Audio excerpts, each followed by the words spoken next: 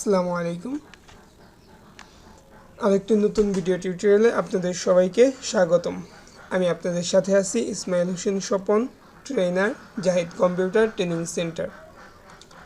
ওকে, আজকের এই ভিডিও টিউটোরিয়ালে আমরা দেখব টেবিল এর লেআউট থেকে autofit content, fixed column wide এবং অটোফিট উইন্ডো, এই তিনটা বিষয় সম্পর্কে। তো অটোফিট কন্টেন্টের কাজটা কি? মনে করেন আমার এই টেবিলটা, এখানে তিনটা টেবিল আছে, একটার মধ্যে অটোফিট কন্টেন্ট করা হয়েছে, একটার মধ্যে ফিক্সড কলাম ওয়াইড করা হয়েছে এবং আরেকটা টেবিলে অটোফিট উইন্ডো করা হয়েছে। তো এই তিনটার কাজ আগে আমরা দেখে নেব।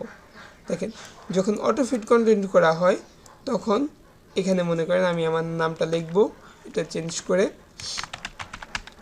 তখন ওই টেবিলের কন্টেন্টের যতটুকু জায়গা লাগে এটা অটোমেটিক টেবিলটা দিয়ে দেয়। যেমন আমি এখানে লিখতেছি ইসমাইল হোসেন স্বপন। দেখেন, এই নামটা একটু বড় বা এখানে একটু বেশি জায়গা লাগতেছে, এর কারণে টেবিলটা একে বেশি জায়গা দিয়ে দিতেছে।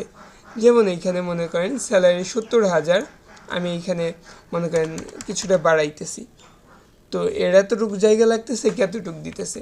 এইখানে মনে করেন আমি কিছুটা বাড়াচ্ছি, তো এখানেও যেহেতু জায়গা বাড়তেছে, কন্টেন্ট বাড়তেছে, তো কি হচ্ছে, এটা অটো ফিট হয়ে যাইতেছে। যদি জায়গা থাকে তাহলে টেবিলের কলামটাকে আপনার বড় করতেছে, ঠিক আছে? এটা হচ্ছে অটোফিট কন্টেন্টের কাজ। আবার যদি মনে করেন আপনি ওইখান থেকে কিছু মুছে দেন, তাহলে সেটা ওই জায়গাটা আবার কমিয়ে নিবে, মানে অটো কাজ করবে। এটাই হচ্ছে অটোফিট কন্টেন্টের কাজ, যে টেবিলের যতটুকু জায়গা লাগে সেটা অটোমেটিক দিয়ে দিবে। আরেকটা আছে ফিক্সড কলাম ওয়াইড। মনে করেন এখানে এই যে টেবিলটা, এটার মধ্যে ফিক্সড কলাম ওয়াইড আমি করে রাখছি। তো দেখি এইখানে যদি আমি আমার নামটা লিখি, এটা কেটে ইসমাইল হোসেন স্বপন, এইখানে কি দেখতেছেন, কলামের যে ওয়াইডটা সেটা ফিক্সড। এই কলামটা আর বড় হবে না, ঠিক আছে, ছোটও হবে না, ফিক্সড অবস্থায় রেখে দিছে। আমরা যদি চাই ম্যানুয়ালি এটাকে এইভাবে ধরে ছোটো বড় করতে পারি, অন্যথায় এটা কিন্তু ফিক্সড অবস্থায় রয়েছে। শুধু এটা না, এই টেবিলের সবগুলাই, যেমন এইখানে আমি যদি কিছু লিখি, দেখেন এইগুলাও ফিক্সড অবস্থায়ই আছে। ওকে, যদি আপনি এইখান থেকে কাটেন তাহলে দেখেন তাও কিন্তু এটা ছোটও হচ্ছে না, বড়ও হচ্ছে না, ফিক্সড। এখান থেকে যদি আমি এতটুকু কেটে দেই, তাও কিন্তু টেবিলটা মানে হবে না, আপনার হাইটের কলামের হাইটটা ছোটো হবে না। আরেকটা আছে, সেটা হচ্ছে অটোফিট উইন্ডো। অটোফিট উইন্ডো ব্যবহার করার ফলে এই টেবিলটা মার্জিনের শুরু থেকে মার্জিনের শেষ পর্যন্ত জায়গা নিয়ে নিবে। যদি এইখানে মনে করেন আপনার অনেক বেশি ডাটাও থাকে, তাহলে প্রত্যেকটা ডাটাকে আপনার নিচের দিকে দিয়ে দিয়ে তারপর এটা মার্জিনের শুরু থেকে শেষ পর্যন্ত জায়গা নেবে। আর যদি অল্প কিছু ডাটা থাকে, তাহলে ওইখানে যে কয়টা কলাম আছে সেই কলামগুলোকে জায়গা কম বেশি করে দিয়ে সে সম্পূর্ণ উইন্ডো পরিমাণ জায়গা নিয়ে নেবে, মার্জিনের এক পাশ থেকে আরেক পাশ পর্যন্ত। তো এটা আমরা কোথায় পাবো? এই অটোফিটটা আমরা পাবো যে টেবিলটাকে সিলেক্ট করে লেআউটে গেলে এইখানে আছে অটোফিট থেকে আমরা অটোফিট কন্টেন্ট করে দেব। তাহলে দেখেন এইখানে যার যতটুকু জায়গা লাগবে তাকে ততটুকু জায়গা দিবে। ওকে, আমি এটা কেটে দিলাম। ওকে, আর ফিক্সড কলাম ওয়াইড এটা আমরা কোথায় পাবো? দেখেন, এটা অটোফিট করা আছে, এটাকে যদি আমি ফিক্সড করে দেই, এটাকে সিলেক্ট করে অটোফিট করেছিলাম, এটা ফিক্সড কলাম ওয়াইড করে দিলাম, তাহলে কি হবে, এখন আমি যাই লিখি না কেন এই টেবিলটা, এই কলামটা আর বড় হবে না, কলামের ওয়াইডটা ফিক্সড হয়ে গেছে। ওকে, আমি Ctrl+Z দিয়ে আগের অবস্থায় ফিরে আসলাম। ওকে, আর এটাকেই যদি আমরা অটোফিট উইন্ডো করে দেই, তাহলে কি হবে, যে টেবিলটা মার্জিনের শুরু থেকে শেষ পর্যন্ত জায়গা নিয়ে নেবে। আবার এটাকে অটোফিট কন্টেন্ট করে দিলে অবশ্যই আপনারা বুঝতেই পারতেছেন যেটা কি হবে, যে টেবিলের কন্টেন্ট যতটুকু আছে, যেই কলামে যতটুকু কন্টেন্ট আছে সেই কলামের জন্য ততটুকু জায়গা দিয়ে দিবে। ওকে, তো এখন আমরা দেখব টেবিলকে কিভাবে কালার করতে হয়। তো এর জন্য মনে করেন আমি এইখানে এই টেবিলটাকে সিলেক্ট করলাম, সিলেক্ট করার পর ডিজাইনে গিয়ে আমরা এখান থেকে শেডিং থেকে কালারটা ইউজ করে দেব। আপনার যেই কালারটা প্রয়োজন আপনি সেইখান থেকে সেই কালারটাই ব্যবহার করতে পারেন।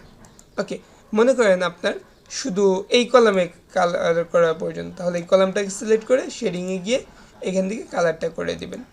যদি মনে করেন আপনার কালার প্রয়োজন না, তাহলে এটাকে সিলেক্ট করে এইখান থেকে ডিজাইন শেডিং এখান থেকে নো কালার, তাহলে কালারটা চলে যাবে। যদি টেবিলের বর্ডারটা প্রয়োজন না হয়, তাহলে সিলেক্ট করে এখান থেকে আপনি বর্ডার, এই যে বর্ডার অ্যারোতে গিয়ে এখানে অল বর্ডার এটা ইনেবল হয়ে অল বর্ডার এটা অ্যাক্টিভ আছে, এটাকে যদি ক্লিক করেন তাহলে এটা নর্মাল হবে, তার মানে বর্ডার চলে যাবে। অথবা নো বর্ডারকে অ্যাক্টিভ করলে আপনার এইখান থেকে বর্ডার চলে যাবে। আমি এটা সিলেক্ট করে আবার অল বর্ডার করে দেব। ওকে, এরপর যদি মনে করেন আপনার কলাম বা রো নেওয়ার প্রয়োজন হয়, তাহলে আপনি এইখান থেকে এই ড্র টেবিলের মাধ্যমে কলাম এবং রো নিতে পারেন। এটা কি হবে, এটা আপনার ফিক্সড ওইটুক জায়গার মধ্যে আপনাকে একটা কলাম এবং রো এনে দিবে। ঠিক আছে, আর যদি আমরা কি করতাম, লেআউটে গিয়ে ইনসার্ট লেফট রাইট করতাম, তাহলে এই জায়গায় তো কলামটা আসতো, তবে জায়গাটা একটু বেশি নিয়ে নিত, এতটুকু জায়গার মধ্যেই কলাম আসতো না। কিন্তু যখন আমরা ড্র টেবিলের মাধ্যমে ড্র করব, তখন কি হবে, আপনার যতটুকু জায়গা এতটুকু জায়গার মধ্যেই কলাম চলে আসবে। তা আপনি শুধু কলাম না, এখানে অল্প অংশ যদি চান, আমি Ctrl+Z দেখার অবস্থায় যাচ্ছি। যেমন মনে করেন আমরা এখানে একটা কলাম নেব, কলাম নিয়ে এখানে আমরা লিখব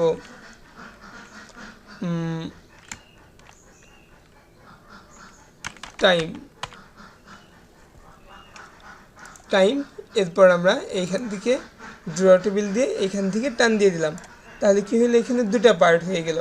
তো এদের আসার টাইমটা কয়টায় এবং যাওয়ার টাইমটা কয়টায় আমরা এখানে দুই পাশে লিখে দিতে পারি। এখন যেমন মনে করেন এ আসবে 6টায়, সকাল 6টায় আসবে এবং যাবে সন্ধ্যা 6টার দিক দিয়ে যাবে। ঠিক আছে, এটাই আমি কপি করে দিয়ে দিলাম, যেহেতু এখন আমরা করব না। ওকে, এভাবে ড্র টেবিলের মাধ্যমে আপনারা কলাম এবং রোকে ড্র করতে পারেন। শুধু মানে এইখানে যদি আমি ফুল কলাম ড্র করলাম এমন না, আপনারা চাইলে অল্প একটু জায়গায়ও টেবিল ড্র করতে পারেন। যেমন লাইক এক্সাম্পল, আমি এইখান থেকে ডিজাইনে গিয়ে ড্র টেবিল, এখান থেকে আমরা দুইটা ড্র করে দিলাম। ঠিক আছে, তাহলে কি হবে, এই দুটাই আপনার ড্র হলো। আপনি যদি চান তাহলে আরেকটাও নিতে পারেন। এই জন্য এইখান থেকে যদি আপনার টান দিয়ে এই পর্যন্ত নিয়ে আসেন, তাহলে সেটা আপনার জন্য বেটার হবে। ঠিক আছে, আমার এইখানে আছে, আমি আরেকটু বাড়িয়ে দেবো এইভাবে। আমি Ctrl+Z দিয়ে আগের অবস্থা দিচ্ছি। ওকে, এখন যদি মনে করেন আপনি এইখান থেকে বর্ডারগুলো বাদ দিতে চান, আমি একটু জুম করে নিলাম, তাহলে ইরেজারের মাধ্যমে বাদ দিয়ে দিতে পারেন। যেই বর্ডারে ক্লিক করবেন সেই বর্ডারটাই চলে যাবে, যেই বর্ডারটা ক্লিক করবেন সেটাই চলে যাবে। তো এইখানে আমরা সবার জন্য যদি টাইম 1 হয়, তাহলে এখানে সবার জন্য 6 AM এবং ইডেট হচ্ছে 6 PM। ওকে, এরপর এটাকে সিলেক্ট করে আমরা লেআউটে গিয়ে এটাকে সেন্টার অফ সেন্টার করে দিলাম। ঠিক আছে, দেখেন, তো এই ছিল আমাদের মোটামুটি টেবিলের কাজ। তো এরপর আরেকটা বিষয় এখানে আছে, যদি আমি আপনাদের একটু দেখাই, সেটা হচ্ছে যে শর্ট করা। এটাকে সিলেক্ট করে আমরা অ্যাসেন্ডিং এবং ডিসেন্ডিংটা জানি। অ্যাসেন্ডিংটা হচ্ছে ছোট থেকে বড় করা, আর ডিসেন্ডিংটা হচ্ছে বড় থেকে ছোট করা। যেমন এটা এখন বর্তমানে ডিসেন্ডিং মোডে আছে, আমরা যদি চাই যে ছোট থেকে বড় করব, তাহলে এটাকে সিলেক্ট করে শর্টে গিয়ে, আমাদের এখানে শর্টটা হবে না, কারণ বলতেছে আমাদের কলাম মার্জ করা আছে, যার কারণে শর্টটা হবে না, কিন্তু এই যে এখানে শর্ট হবে। ওকে, তো এটাকে আমরা সিলেক্ট করব, সিলেক্ট করার পর শর্টে গিয়ে আমাদের এইখানে কিছুই পরিবর্তন করার প্রয়োজন নেই। কলাম 3কে আমরা শর্ট করব ডিসেন্ডিংভাবে, শুধু ডিসেন্ডিংটা সিলেক্ট করে ওকে করে দেব। তাহলে কি হবে, বড় থেকে ছোট, আর বড় থেকে ছোট যেহেতু আমাদের আগে থেকেই আছে, তাহলে ডিসেন্ডিং তো করার কোনো মানে হয় না, আমরা অ্যাসেন্ডিং করব। অ্যাসেন্ডিং করলে ছোটো থেকে বড় হবে। ওকে করলাম, দেখেন আমাদের প্রথমে ছোটো ভ্যালুটা আসলো, তারপর তার বড়টা, তার বড়টা, তার বড়টা। আর আমরা যদি কোনো নাম্বারের যে কোনো টেক্সটের উপর ডিসেন্ডিং করি তাহলে সেটা এ থেকে জেড ফরম্যাটে আসবে বা জেড থেকে এ। এর জন্য এটাকে সিলেক্ট করলাম, এরপর শর্টে গিয়ে এখান থেকে আমরা এসেন্ডিংটা সিলেক্ট করে ওকে করে দিলাম। তাহলে দেখেন এটা এ থেকে জেড ফরম্যাটে চলে আসছে। ওকে, আশা করি আপনারা বুঝতে পারছেন।